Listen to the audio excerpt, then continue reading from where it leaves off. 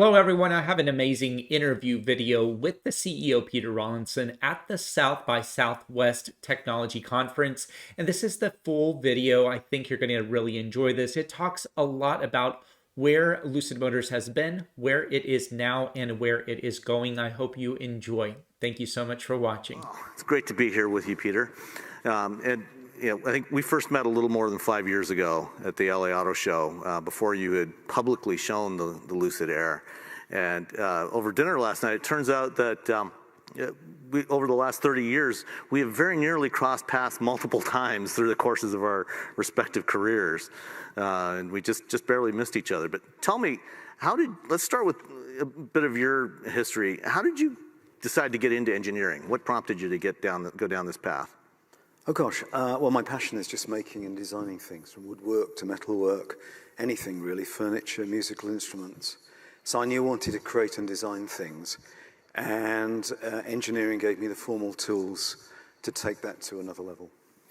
You've got quite an impressive CV in the automotive industry. I've spent time with Jaguar, Lotus, Chorus, and of course Tesla before Lucid. What were some of the most important lessons that you've learned along the way that got you to where you are today, and what Lucid is doing today? I think never to give up. I think that was the big one for Lucid. Never to, however tough things get, never ever give up. Keep the faith. I think the other thing is that, and it's only occurred to me recently, to blend a philosophy where you reach for the stars in achieving technical excellence, but you balance that with a pragmatism for execution.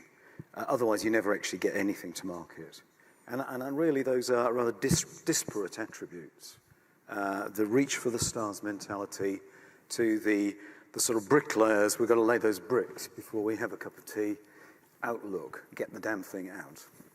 Yeah, that was an early lesson I learned in my engineering career, that at some point in every project comes the time when you have to shoot the engineers and get on with the job. Sooner or later, you've got to ship something. I couldn't agree more. Yeah. And we are in production. We've got many delighted customers out there. Lucid Air is out there in the wild, and we're getting terrific feedback. So let's go into a little bit of the history of the company. When I first became aware of what is now Lucid, it didn't have that name. It was Ativa, and wasn't planning to build cars. It was in the battery business. It was indeed. How did it get to where it is today? Well, I think there was a realization from the former CEO, very similar sort of parallel history to Tesla. Tesla started off looking at battery technology, realized the real value add was in an automobile. And Ativa reached out to me and said, look, we want to switch from battery tech to car. We think the opportunity is much bigger. Do you want to come and join and do an electric car? And so that happened 9 years ago. And the Ativa is still around as a division of Lucid. It's still operating and actually doing some very interesting things, isn't it? In fact, yes, actually, the Formula E battery packs that we supply to the world of electric motor racing, it's under our Ativa banner. Yeah, and for those that have never experienced Formula E, if you weren't crazy about the idea of motorsports because of the noise and the pollution, you should definitely check out a Formula E race. It's actually really surprisingly exciting. I went to my first one in 2019 in New York, and it's a pretty amazing transformation of motorsports with electricity. Indeed, it's quite an exciting experience. Every race is really frenetic, and pandemonium is guaranteed. Yeah. So one of the traits that has, I think, made Lucid somewhat distinct among all the myriad of new EV brands out there, as well as the legacy automakers, is a real focus on efficiency. Indeed. And I think, with EVs, a lot of people think, oh, it's zero emissions, so we don't need to worry about the efficiency. But why is efficiency so important? Oh, don't get me started. I think the key message here is not all EVs are the same, and there is such a thing as gas-guzzling EV. Efficiency is king. There's this view that the world is binary, that gasoline cars are pollutants and EVs are, well, they're zero emission, But the reality is that there's a world of difference. There's a spectrum of outcome from EV use. And so this is where efficiency is so critical. And we measure efficiency in miles per kilowatt hour. It's like gas mileage, right? Miles per gallon. And it's the new metric. But unlike gas mileage, which really just hurts when you fill up at the pump, but the car's pretty much just as good whether it does good gas mileage or not. It doesn't really affect the enjoyment of the car, the comfort, the room, the performance. Efficiency in an electric car actually influences the product. It's not just the cost of electricity and the environmental impact upon grid generation of that electricity. It actually influences the stature and the caliber of the car. And let me give you an example. Mileage for mileage, range for range. If you have a more efficient car, you can achieve that same range with a smaller battery pack. And that's just super important for a number of reasons. First of all, that smaller pack is lighter, so the car is more nimble and more fun to drive. Also, that smaller battery pack takes up less space, so you can have more legroom, a comfier, a nicer car to experience. But moreover, the biggest single money item on an electric car is a battery pack. A battery pack on a sizable electric car can cost the manufacturer over $20,000. Just that battery pack, think of that. So if you can have a 10% influence on pack size, that can have a $2,000 price influence, and that's not to the customer, that's to the manufacturer. So I really am passionate about using the technology that we developed today for a landmark car like Lucid Air, to having that cascade down to help the proliferation of more affordable electric cars for the mass market in the future. And efficiency is going to be a key driver because it's going to drive down the need for such a big battery pack, and with that, the price of the battery pack and the car. And of course, if you can get more efficiency, you don't necessarily have to sacrifice range to have that smaller, more affordable battery pack. Indeed. I mean, the step one that we're doing now with Lucid Air, we've got 520 miles EPA range in the case of the Dream Edition range model. And actually, it was independently tested by Inside EVs. It's a must-see online if you get the chance. Tom Maloney did. At a steady 70 miles an hour, he achieved 500 miles range, a real-world test. So we're using that to create incredible range, extraordinary range, without such a big battery pack. Although in the instance of the Dream, it's 118 kilowatt hours, so it's still a fairly sizable pack. But what we do as Move 2 is what really excites me.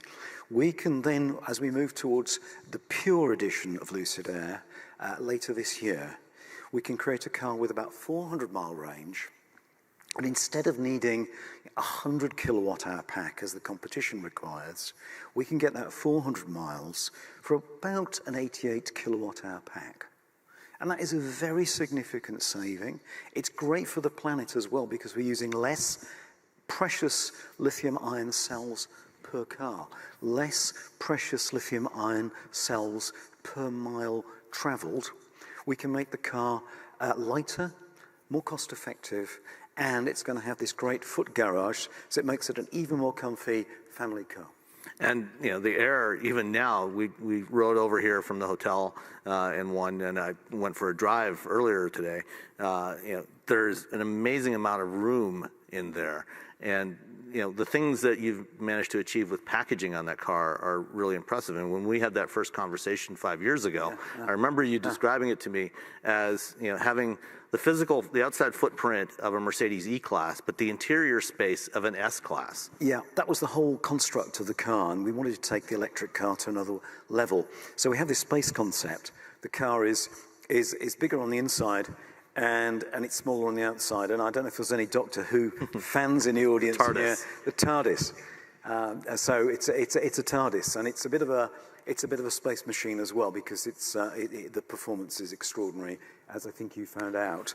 And it was never created as a 0 to 60 specialist. It was It was a real performance Grand Touring machine and really comes into its stride above 60 miles an hour. That's what we aim to achieve. But the space concept is something which is rather intangible, and it's very experiential. Once you see it and you get it, it's quite shocking. You see the car is quite much more compact than you'd think when you see it in flesh, and yet it's got this interior. And we achieve that through the miniaturization of our electric powertrain. By doing it all in-house, we're able to miniaturize our motors, our drive units, our inverters, sculpt the battery pack around the occupants to create this expansive cabin with great legroom in a more compact exterior footprint. And why did we need it more compact? Because, you know, I wanted a more agile car. I wanted more of them to create a Lotus. I wanted to create a Lotus or a Porsche driving experience with a Mercedes S-Class interior luxury. And I think we've got close on both fronts. Yeah, I would say so. And one of the interesting characteristics of the car when you sit in it, the A-pillars, you know, seem like they're fairly far back compared to what you would find in many cars. You have a very expansive windshield, and so your forward visibility is really phenomenal in this thing. Indeed, and of course we've got the expansive glass which runs right over the cabin. They've got so that adds to the feeling of airiness, and hence the name, the Lucid Air. Yeah. So one of the axioms in engineering is you can have good, fast, and cheap. You know, engineering is always about trade-offs. You can have good, fast, and cheap. You can pick any two, but it almost seems like you've managed to find a way to almost avoid some of those trade-offs. Well, what we've tried to do, and it is a relatively elevated price point. Dream Edition is 169,000 all in, but we're creating a technological tour de force to really establish the brand. I believe that product defines brand rather than the other way around. And, but at the same time, we've engineered a lot of the systems. The powertrain is completely done in-house with mass production in mind. We've designed for mass production. For example, our battery pack are created from modules which are single-shot injection moldings, and they're really like big Lego bricks, which can be made, designed to be made by the million. Super efficient way of manufacturing batteries, super cost-effective. And even our electric motor, we've got a continuous wave winding of the copper inside the stator, which is unique. It's almost made the way stockings are made. It's like a loom which winds the copper, and it's completely robotically assembled. And this has never been done before. And that way, I mean, we've actually got literally just 24 laser welds in our winding system. And, you know, I mean, the Chevy Bolt motor's pretty good, but that's got 240 laser welds. We've got it down to 24 through this continuous wave winding, replacing a traditional hairpin type configuration. So that's just one example where we're designing for sort of three axes with our powertrain. One is ultra efficiency to get the range with a smaller battery pack.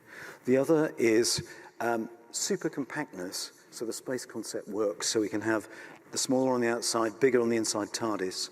And then the third axis, which is the one you'd least expect, is designed for mass production. Because we're on a mission, I'm here because I want to mass industrialize electric cars.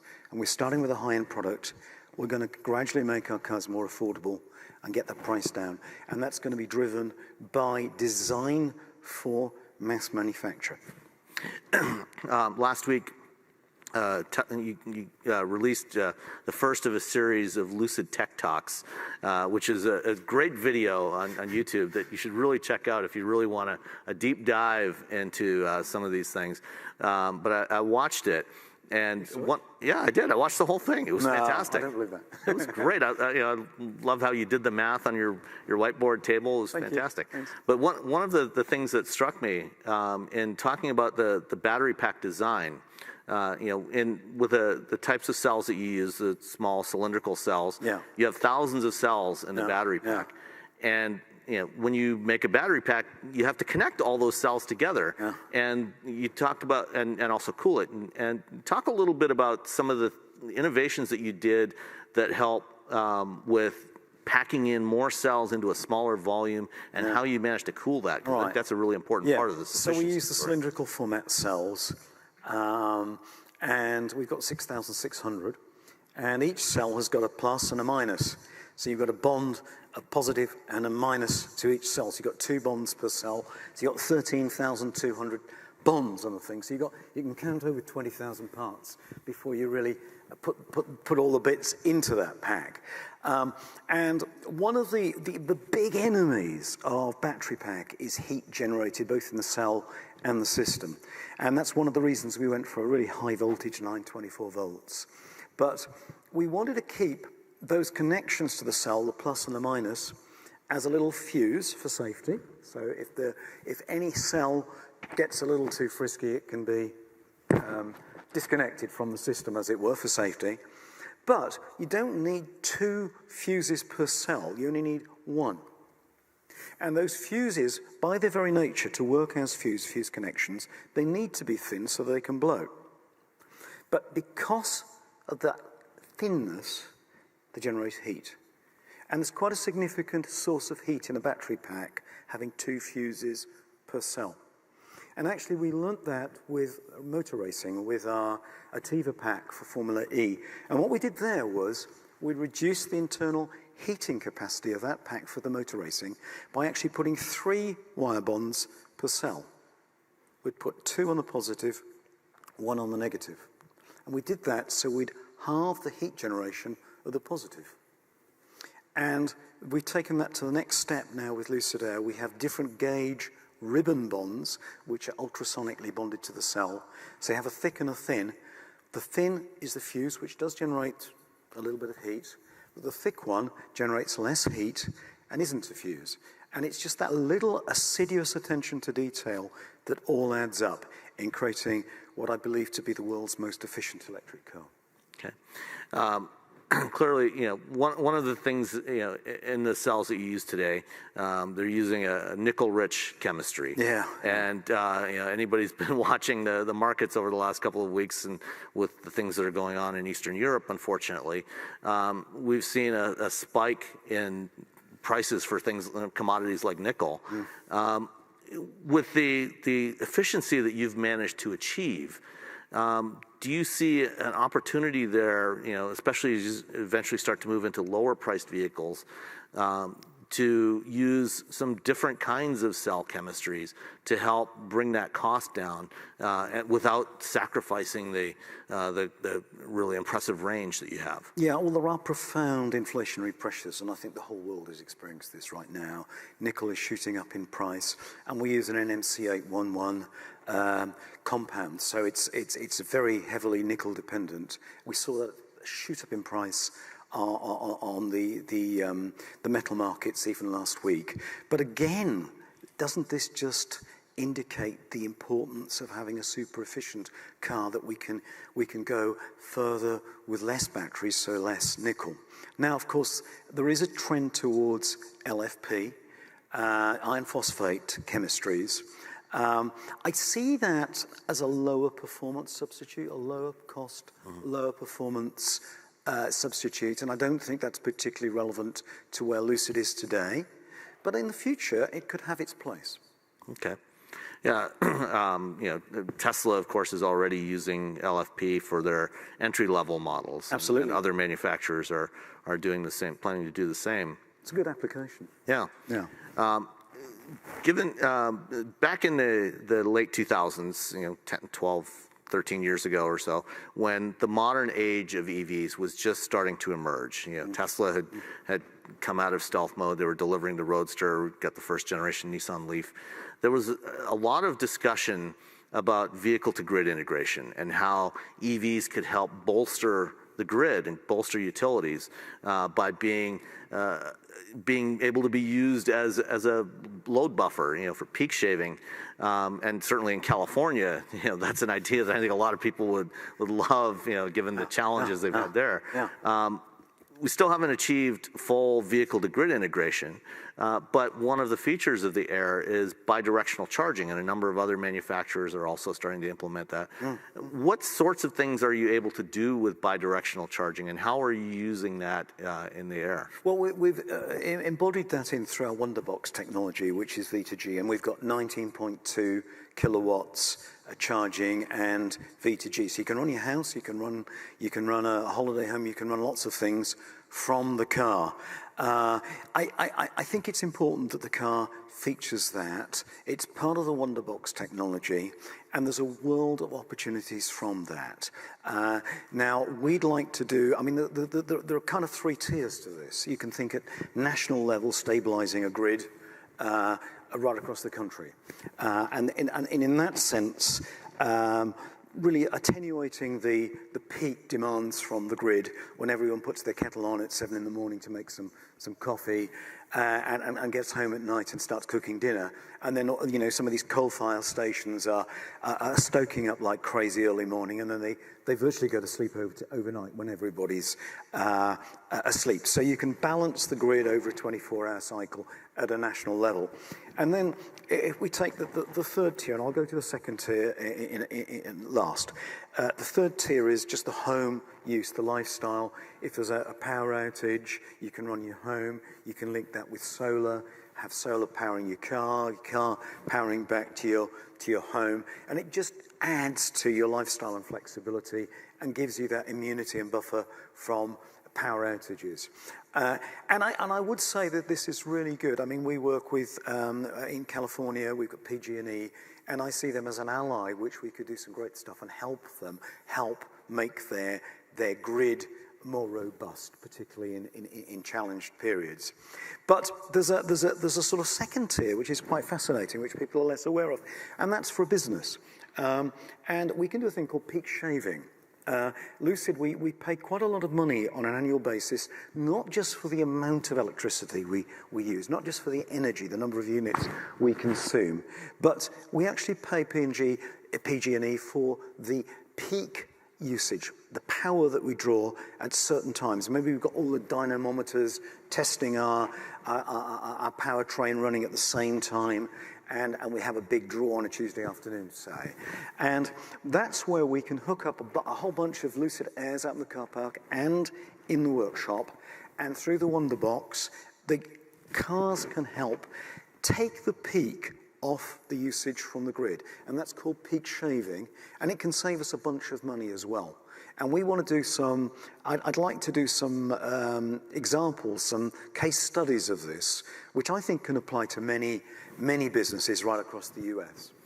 Yeah, you know, for those not familiar with the way utilities charge commercial customers, you know, for retail customers, you know, your electricity usage tends to be fairly consistent, and utilities can plan and put in capacity for that. But for commercial customers, you do sometimes have those peaks. In the case of yours, if you're running your dynamometers, you'll have a peak. Or if you're running a DC fast charging station and somebody wants to fast charge their Lucid Air, there's going to be a peak of demand there. So the utilities have to build in that capacity, even though most of it's not used most of the time. So this is an interesting approach. And the other thing related to the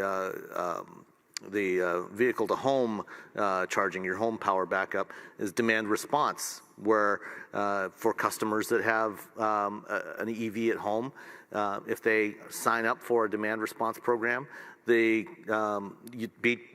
in fact, is starting a pilot program with a couple of manufacturers this summer to switch off the power to homes and switch them over to pulling power, and switch those homes to pulling power from their EVs, so that they can reduce the load on the grid, and so hopefully not get so many rolling blackouts. Great idea. Yeah.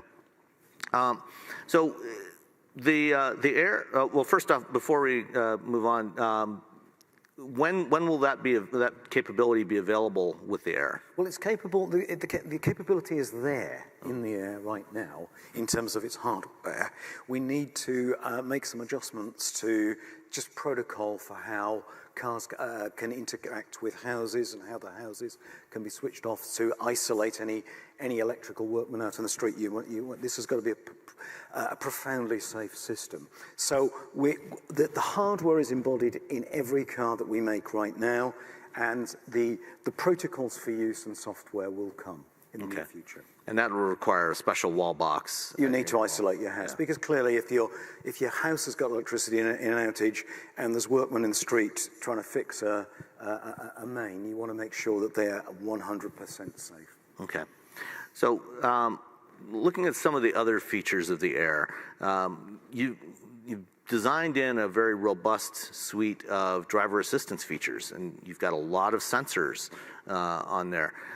Tell us what is the Lucid philosophy when it comes to driver assistance and some of those kinds of technologies? Yeah, you're referring to Dream Drive, Sam, which we released over the air as an over-the-air upgrade very recently. We've done about 13 OTA upgrades since the car's been out there. And so Dream Drive has been developed with really we believe to be one of, if not the most comprehensive sensing suites available. About 32 sensors, 14 cameras. We've got surround radar, and we've got long-range radar at the front. And we've also got a solid-state 120-degree LiDAR right in the nose there. So we've got an integrated sensing platform.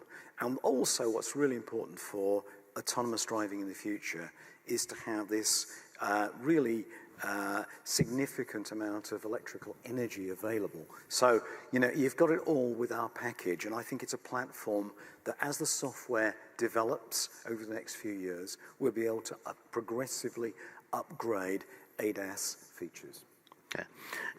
Speaking of upgrades, the software-defined vehicle is a big buzzword in the auto industry right now, and this was actually something that really I think you and your team pioneered when you worked on the Model S, Tesla. How do you expect in addition to the ADAS features, how do you expect capabilities of the Air to evolve in the coming years? Well, it's hard to know precisely. As you're probably aware, I'm confident that autonomous driving, full AD, will eventually happen. I'm very cautious about how quickly that's going to happen.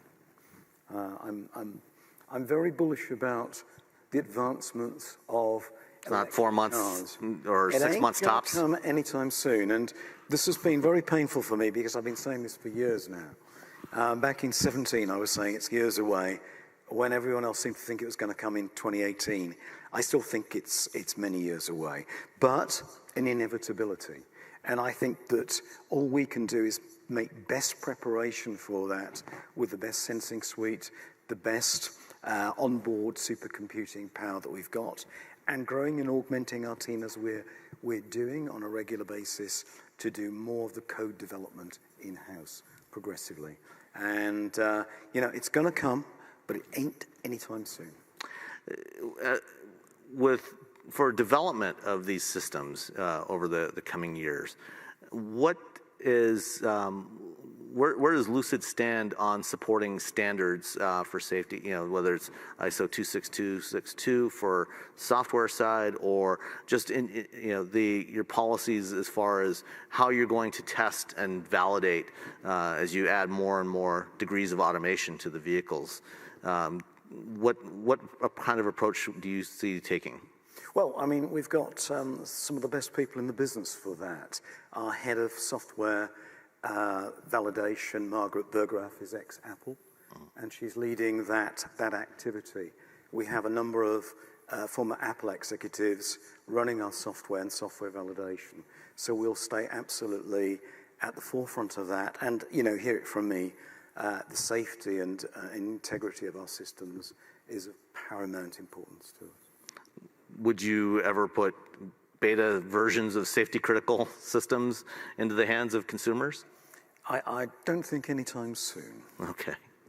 That was a question that did come in when I put out a call for questions last week on Twitter. That was something that Philip Koopman from Carnegie Mellon University asked about that. Yeah. So over the last decade, a lot of people have stood here on stages here in Austin at South by Southwest talking about automated driving and mobility. And we heard earlier from Hugh about some of the things that have been done here. We've got a variety of companies that are testing here and across Texas and really across the U.S. As you mentioned, robo-taxis are still a rarity. There are some running around here from Argo AI in Austin. And we've got small-scale pilots. How do you see the future of transportation and mobility evolving? Oh, gosh. I mean, I think it's almost like the evolution of the maybe the freeway network 100 years ago, gradually connecting more and more places. Perhaps the expansion of geo-fenced areas where autonomous mobility is a reality now. But it'll probably be a gradual expansion of geofencing.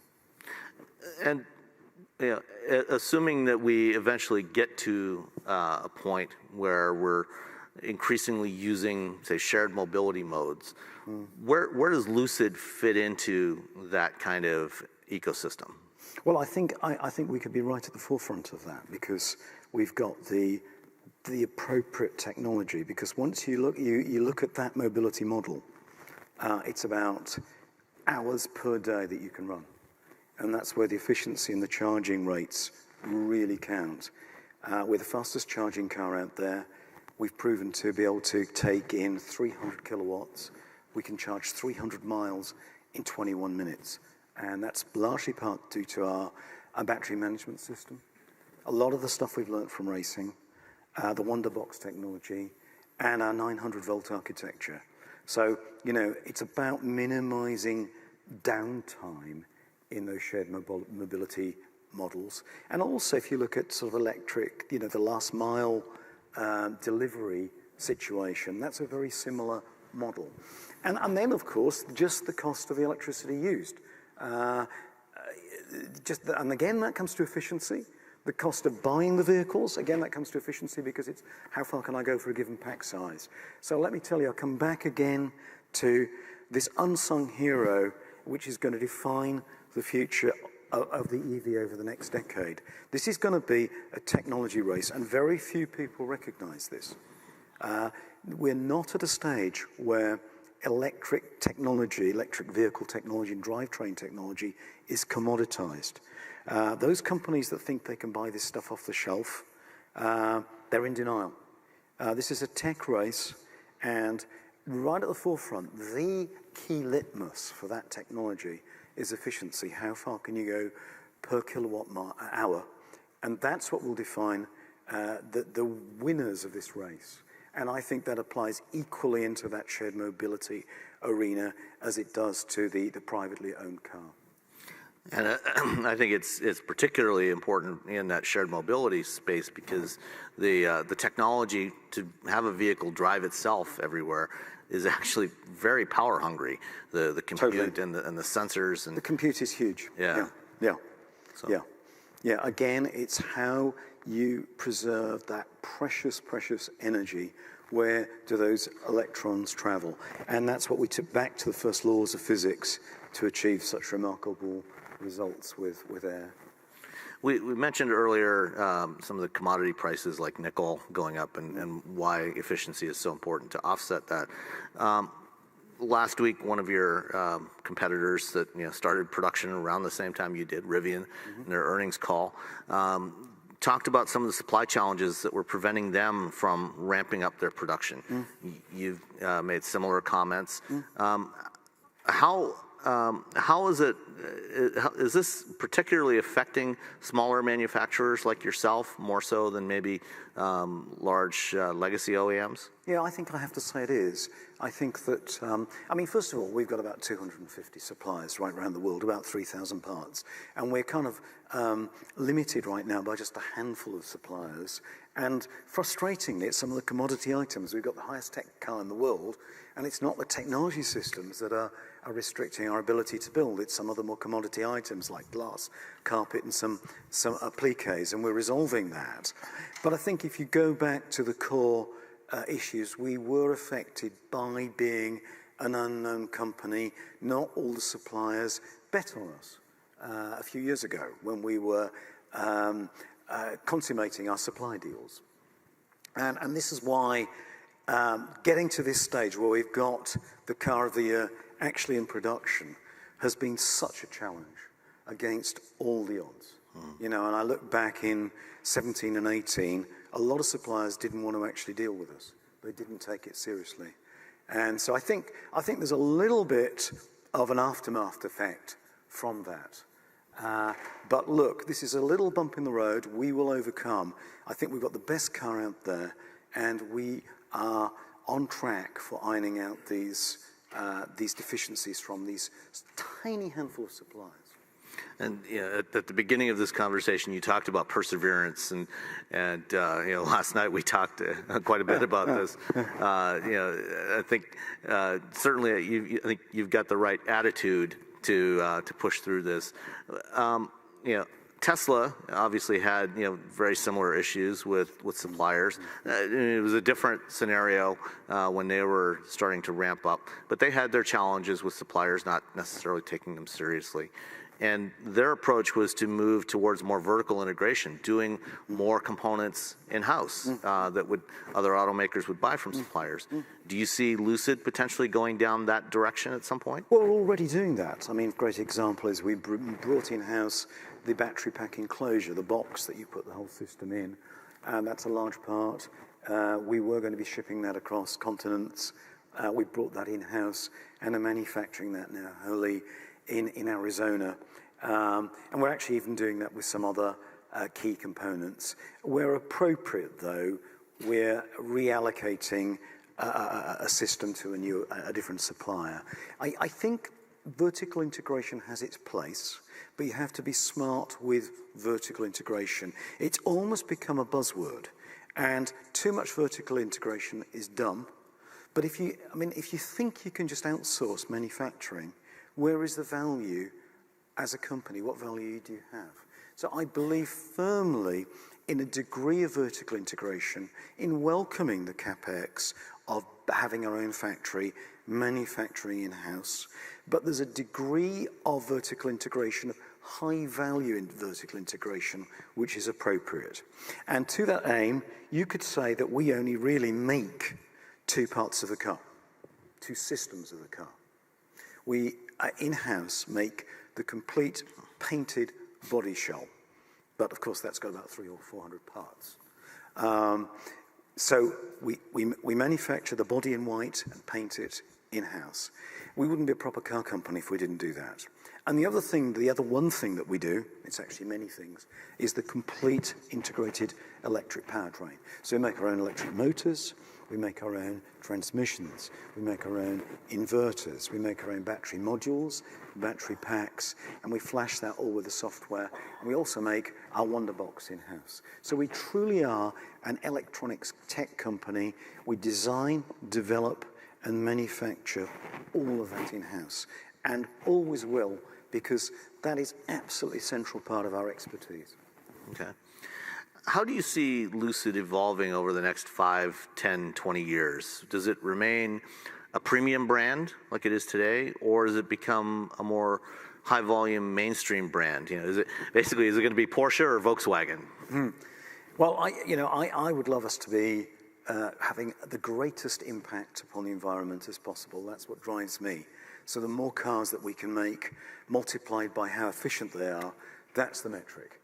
It's no good making lots of gas-guzzling EVs, and it's no good making just a few EVs that are super high-tech and efficient, and you don't change the world if you just sell a few. So I'd like to maximize how many we sell to a certain standard. So we're creating a luxury brand. We start with a high-end product, gradually make that more affordable, go from Dream Edition at $169 to Pure at $77,400 by the end of this year. And then mid-decade, we look at a mid-size platform, which would be much higher volume again. And by the end of the decade, look, I just want to be making as many cars and having as big an impact upon the environment as possible. Are you going to stay focused on ground vehicles, or do you see maybe getting into flying vehicles? Oh, eVTOL's a passion of mine, but I've got to stay focused. Stay on the ground, let's do that first. But, you know, eVTOL's going to be huge, it already is. And, you know, what do those aircraft need? They need gravimetric power density. They need efficiency. And from the batteries, they need gravimetric energy density. And those are the core attributes that we've developed. So the application is just there for the taking, I think. Do you think that's something that you know, Lucid would do internally, or maybe partner, you know, take your propulsion and battery technology and partner with Joby or somebody that's already in that space? Oh yeah, I mean, I don't think we'll start designing aircraft, but you know, wouldn't it be cool if we became the Rolls-Royce aero engines of eVTOL? Instead of looking out your window and you see Rolls-Royce, you see a Lucid. Wouldn't that be cool? Yeah, that would be great. Yeah. For the ground vehicles, I had, you know, one of the questions I got from a friend of mine was, you know, any interest in getting into sports cars? Oh, I'd love to. Yeah. I'd love to do a sports car. Watch this space. Okay. I know a few people that would be very interested in, you know, in a sports car that has the kind of performance attributes that you have in the Air today. Well, exactly. I mean, we've got 11 horsepower with Dream P, and I asked myself, is that adequate? You only have 2 motors in there. I mean, well, there's room for one more, isn't there? Is that something we can expect at some point? I never say never, Sam. How as you know, he knows I've already driven it. All right. What about partnering or cooperating with other automakers, or other suppliers? You know, do you see any of that? Would love licensing to. your We're very open motors to it. In fact, a number of automakers have approached us for our technology. Nothing tangible yet to disclose, but I'm really open to it. I want to make our technology available to have maximum impact upon the environment. And if that goes through other automakers, yeah, come talk to us. Okay. On the battery side, you know, you've already designed the complete battery system, you know, and a battery pack is a system. The one area that you haven't done is the cells and manufacturing the cells. Is that something you foresee potentially Lucid being a part of? Absolutely. We absolutely have to do this because, you know, perhaps the greatest existential threat would be if someone developed a breakthrough in technology that we couldn't access. So we've got great relationships with a couple of the major players. We've got a great supply partnership with LG Chem. We also have a great partnership with Samsung SDI. We're talking to others right now as well. But in parallel with that, we've already started. We've already recruited the genesis of our cell technology group. They're actually already employed. And we've just committed to the financial commitment for our own prototype pilot cell production line in-house. Do you expect to stay with small format cylindrical cells, or eventually migrate to other cell formats? Well, right now there's the fundamental and profound advantage with cylindrical format, particularly for high performance. But I wouldn't rule out other formats. I would take some convincing to go away from cylindrical right now. But I think there is significant merit in going larger format in cylindrical from 2170.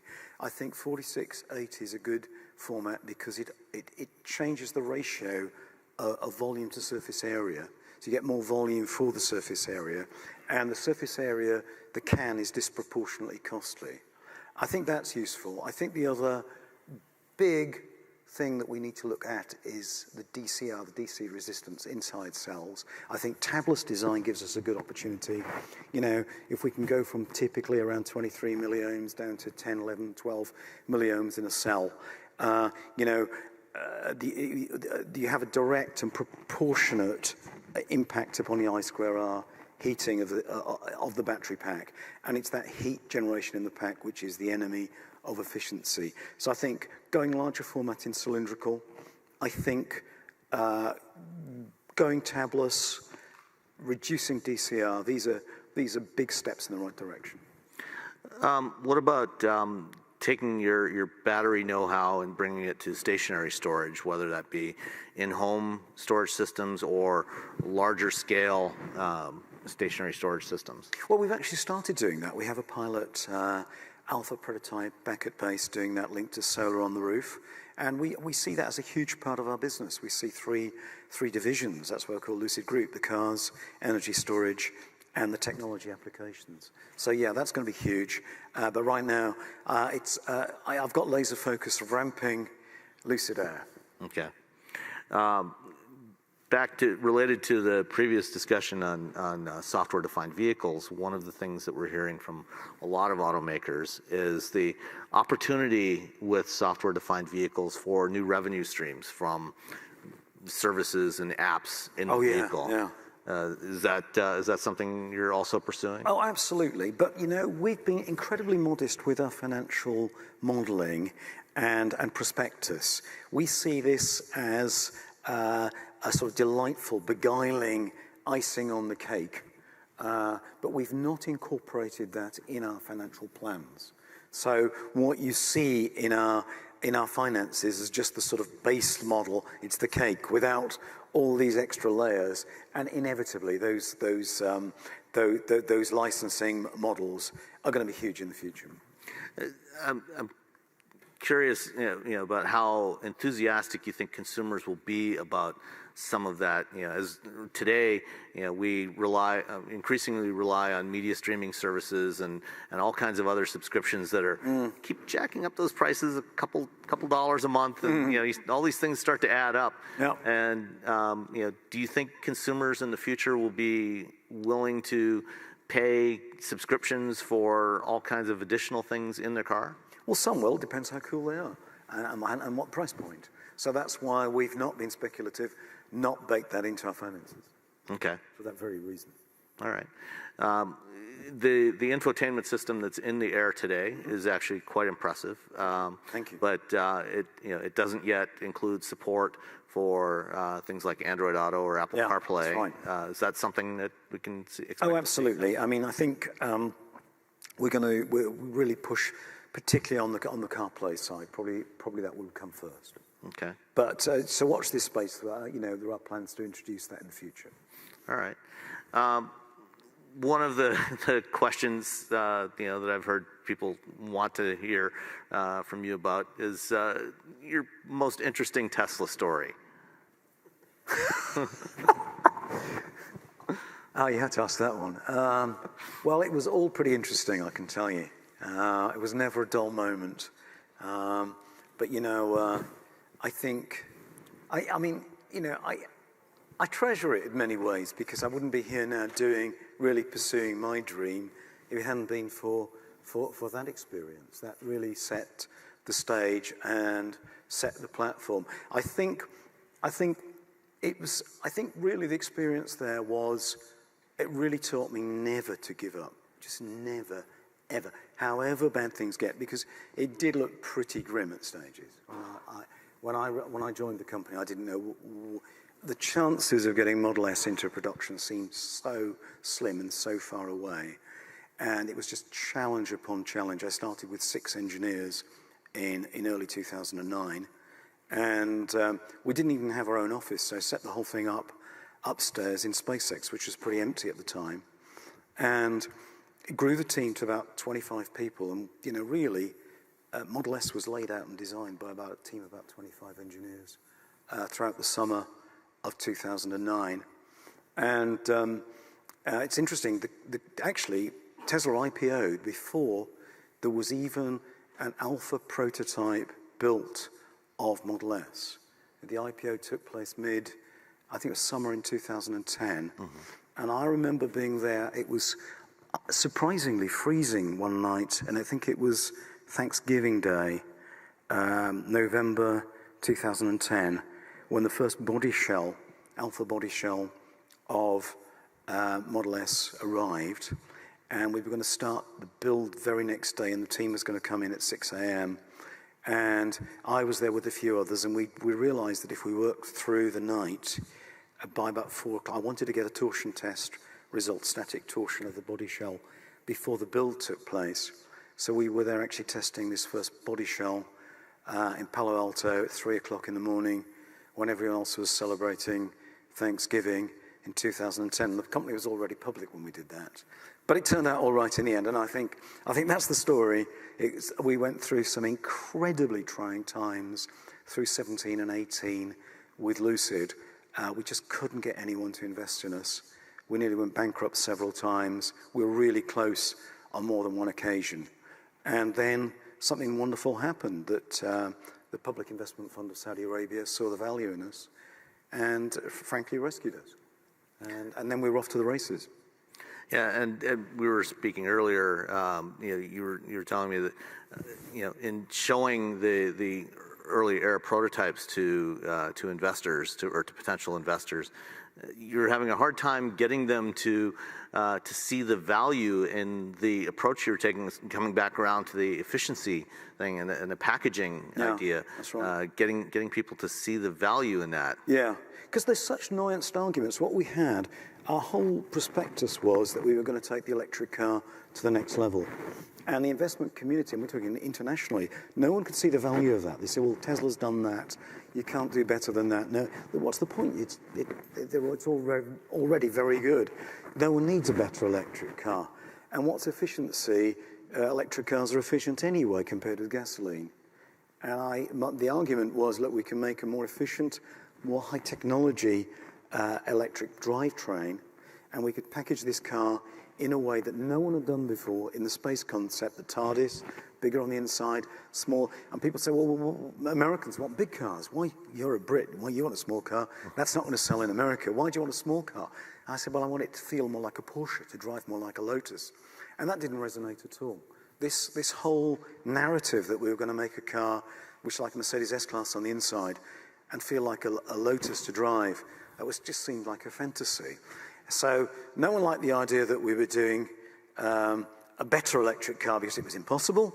Then if we were going to do an electric car, well, why weren't we doing an SUV? Because SUVs are selling like crazy. They're taking off. The sedan is dead, so you've chosen the wrong one. But it was worse than that even, because the sexy thing in town was autonomous driving. Mm-hmm. And I mean, we're talking back in 17, everyone said, look, there's going to be fleets of robo-taxis next year in 18. Where are you with autonomous driving? And I'm saying, well, it's not going to come anytime soon, as I say now. It's going to come, but it's not going to come anytime soon. And so you can see how uninvestable we were. We're not really going to take a big leap in autonomous driving. We've not got an SUV, and we're going to do this crazy thing called the space concept that no one could understand or even thought anyone wanted in the first place. And it's an electric sedan. And it was just a no-hope argument. But here we are, and I think now what's happening is, surprisingly, there's a growing recognition of the values of these attributes. And now, only now, can we think of using all the advances we've made and baking a whole bunch more in to make what the SUV that I'm actually finally excited about, because I'm not really an SUV guy. I like sports cars. But Gravity is going to be awesome. We're going to start production of Gravity in 2024. And it's only now that we can actually get the technology to be efficient enough to make a decent SUV. Which brings me to this whole argument about, pickup trucks and the viability of an electric pickup truck, which really concerns me a lot, Sam. And it's a discussion we've had. Because, if you look today, how viable, how achievable is an battery electric pickup? Is it even possible to do a practical, usable, affordable battery electric pickup truck with today's technology? And my belief is it isn't. My belief is I actually think that the technology that enables an affordable, usable pickup truck today is internal combustion. It's gasoline or diesel. I don't think even we could, with the best technology in the world, make an affordable, practical pickup. And I'll give you the reason why. And you only have to apply some simple math to this. If you look at perhaps the most efficient pickup out there is Rivian R1T. And what does that get, about 314 miles? Yeah, 314, something like that. 138 kilowatt hours. Yeah, that's right. So it's doing about 2.25, 2.26 miles per kilowatt hour. And that's pretty damn good. And then if you look at the Humvee, and you gave me a shocking fact last night, Sam. Yeah. I thought I'd read that the pack size for that was 210 kilowatt hour, but you corrected me. It's actually 247 kilowatt hours total. Did you know that? I didn't know that. Sam taught me this. So you've got, even if you use the 210 and you say that, is it 329 miles? Something like that, It comes out as something like 1.56 miles per kilowatt hour. So you think, well, okay, that's a super big beast with a 3,000 pound pack. And the Rivian's not really a full-size pickup. And you think, when you look at the coefficient of drag of a pickup and the weight, is it really possible? Is it really viable for a pickup of a Silverado or an F-150 size to get more than 2 miles per kilowatt hour? Is it really possible? I don't think it is. I think even we would struggle with our extraordinary efficiency. So then if you think, well, the absolute minimum that thing is going to do to be usable is 300 miles EPA, because you won't get anything like 300 miles using that on a regular basis. So 2 miles per kilowatt hour, 300 EPA, that thing's got to have a 150 kilowatt hour battery pack. And, even if you can make your pack work at $130 per kilowatt hour, it's more likely going to be $150 per kilowatt hour. That pack is going to weigh close to a ton, and it's going to cost in the 20s of thousands of dollars to manufacture. How can you make a pickup truck that's affordable when your pack is in the mid-20s of thousands to manufacture? It's going to be a challenge, and it's going to be very interesting to watch over the next couple of years as a whole bunch of these things start to come to market. Ford is going to start building F-150 Lightnings in the next few weeks, and the Chevrolet Silverado is coming, and Ram has got something coming as well. So it's going to be we live in very interesting times. Over the last several years, I've regularly said, in my 30 plus years in the auto industry, this is by far the most interesting time that I've lived in. Me too. I thought I was born too late. I thought all the fun in engineering was in the 1920s, and I wasn't born too late after all. It's all happening. At the right time. It's so exciting. The time we live in is always the best time. It's now. Yeah, it's absolutely now. Yeah. Well, Peter, it's been great talking to you for the last hour. I really appreciate your insights, and hopefully you got something out of it as well. I love your company, man. Thank you so much. Thank you, Peter.